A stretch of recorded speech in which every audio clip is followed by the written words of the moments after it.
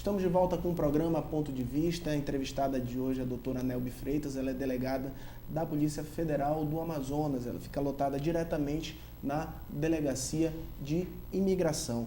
Nós estamos falando sobre passaporte e alguns documentos e requerimentos para utilização no dia a dia para que você possa sair do Brasil. Nós falamos no bloco passado sobre passaporte, principalmente a situação de crianças que viajam com os pais. É muito comum a criança ser barrada por causa desses problemas de passaporte? Acontece exatamente como eu estava explicando. Os pais não percebem que aquele passaporte do seu filho até os 5 anos tem uma validade menor. E uma outra diferenciação que a gente precisa frisar é que, além dessa autorização para a emissão do passaporte, na hora efetiva que a criança vai viajar, se ela não tiver com os pais, precisa de uma autorização de viagem, que não se confunde com essa que foi dada para a obtenção do passaporte. Então, uma é essa autorização para o passaporte, mas na hora que a criança vai viajar, precisa de uma autorização se ela não estiver acompanhada de seus pais. É muito comum hoje o visto para os Estados Unidos, principalmente, vence com 10 anos, na maioria dos casos. Os passaportes, se eu não me engano, o tempo máximo é de 5. 5 anos. Isso. Como é que se faz nesse caso? A pessoa viaja com visto e um outro passaporte? Exatamente, não há qualquer problema. A pessoa que tem aquele visto válido naquele documento de viagem, ela vai na Polícia Federal e vai obter um outro documento. Esse documento anterior não é retido pela Polícia Federal, apenas é apresentado, onde a gente faz uma conferência e a pessoa permanece com esse documento. Então, quando ela for viajar para os Estados Unidos, ela vai apresentar um documento onde consta o seu visto e um novo documento, que é esse documento de viagem válido, o seu passaporte com aquela validade, tudo tranquilo, né? Para a pessoa não ter nenhum problema nessa entrada da imigração. E no caso das esposas que acabam modificando o seu nome, como é que se faz? Tem que viajar com a certidão de casamento? Na hora que a pessoa vai fazer o seu passaporte, ela deve apresentar, isso é um dos requisitos, apresentar o documento onde consta essa mudança de nome. Então, se a pessoa, quando for tirar o passaporte, ainda não tiver providenciada a certidão, a averbação, né, tirar a sua nova identidade com aquele nome de casada, ela não vai poder obter esse passaporte com esse nome. Então, acontece, as pessoas chegam lá, fazem o requerimento pela internet, com o seu novo nome de casada e na hora que apresentam lá, apresentam a sua identidade ainda como solteira. É válido frisar que ela está cometendo uma falsidade ideológica, porque a partir do momento que você casou, o seu nome mudou, mas muitas mulheres não tiram esse novo documento, mas elas precisam procurar a Polícia Civil e tirar a sua identidade com esse nome de casada.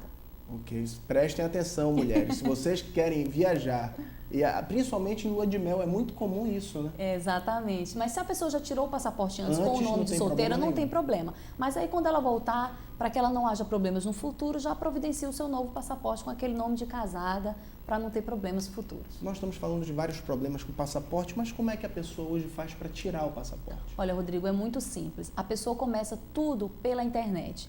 A Polícia Federal criou um sistema hoje para que seja o mais cômodo possível para o cidadão. O que ele faz? Ele acessa o nosso site www.dpf.gov.br. Lá tem o formulário, emissão de passaporte. Então, a pessoa preenche no conforto da sua casa o seu nome, o seu endereço, os seus dados. E aí eu vou frisar aqui quais são os documentos, né? Precisa estar com a sua identidade, o seu CPF, o título de eleitor com o comprovante das 2 últimas eleições. Então, a pessoa precisa ter esse comprovante para apresentar. E para os homens, a quitação militar. Precisa estar com tudo isso em dia. A quitação eleitoral, vale frisar, né, a partir dos 18 anos. Se a pessoa, entre 16 e 18, se alistou, ela passa a ser obrigatório o seu voto, também ela vai ter que apresentar essa quitação eleitoral. Ela preenche aquele formulário, ao final do preenchimento, abre-se uma tela onde tem uma agenda, ou seja, a pessoa vai escolher o dia e a hora que vai comparecer na Polícia Federal com toda a comodidade. Então, nós temos aqui no Amazonas, a gente abre às 7 da manhã até às 6 da tarde, sem intervalo, sem fechar para o almoço, em sistema realmente de plantão. Então, a pessoa escolhe lá. Nós temos agendamento a cada 15 minutos. Então, nós temos 7, 7h15, 7h30, e não é só uma opção às 7, são quantas máquinas eu tenho disponível. Então, se eu tenho 4 máquinas, você vai ter 4 possibilidades de marcar naquele dia às 7 da manhã. Então, entre 7 e 18 horas, a pessoa faz o seu agendamento.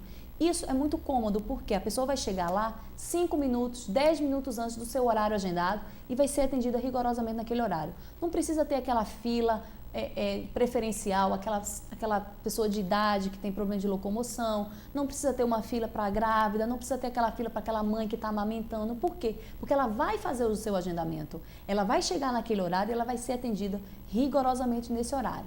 Nesses meses de dezembro e janeiro, nós temos um aumento em 10 vezes o fluxo.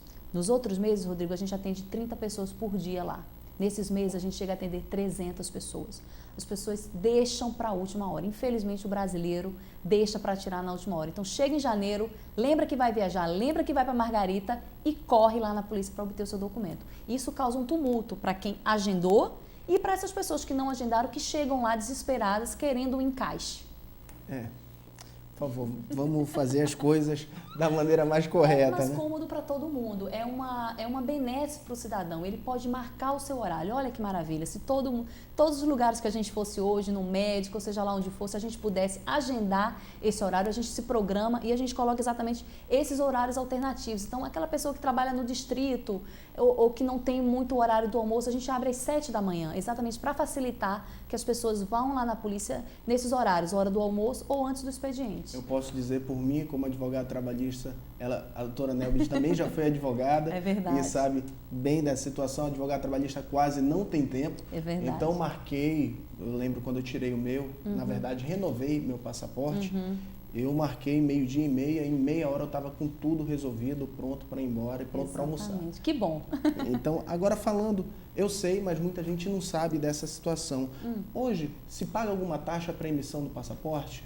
O custo dele, Rodrigo, é R$ 156,07. E vale frisar que a Polícia Federal não teve reajustes agora, mesmo com a implantação do chip, o passaporte encareceu, mas a gente conseguiu, com o contrato com a Casa da Moeda, mantemos o mesmo preço. Então, mesmo quem pagou a taxa antes, vai poder tirar o seu passaporte com chip por esse valor, R$ 156,07. E aí eu peço para fazer esse apelo, se a gente dividir aí nos 5 anos que ele é válido, olha, vai dar um custo de R$ 30 por ano. Então a gente pede que a população realmente já tenha o seu passaporte de viagem válido, que não deixe para tirar quando surgir a oportunidade, já tem esse documento que vai ser no mundo.